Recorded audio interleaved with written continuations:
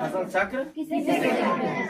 तो समझिए ध्यान से, फसल चक्र किसे कहते हैं? कहेंगे एक ही खेत में बदल बदल कर फसल उगाने की प्रक्रिया को फसल चक्र कहते हैं। क्या बोलेंगे? एक ही खेत में बदल बदल कर फसल उगाने की प्रक्रिया को फसल चक्र कहते हैं। ठीक है, यानी खेत एक ही है, उसमें कभी रबी का फसल कर दिए, तो एक बार खरीफ का फसल कर दिए, समझ आ रहा है कि नहीं आ रहा?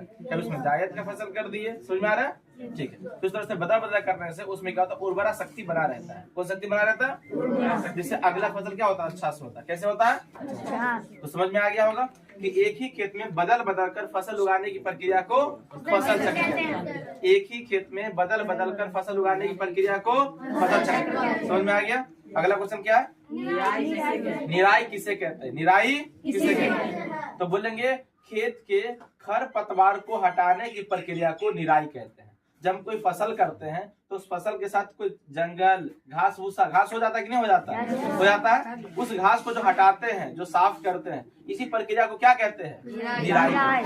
तो समझ में आ गया होगा कि फसल के साथ उगे हुए घास को हटाना है ना, या हटाने की प्रक्रिया को क्या कहते हैं? सब याद हो गया होगा कि खेत के खर पतवार को हटाने की प्रक्रिया को निराई कहते हैं। कोई दिक्कत? ठीक, अगला क्वेश्चन क्या था?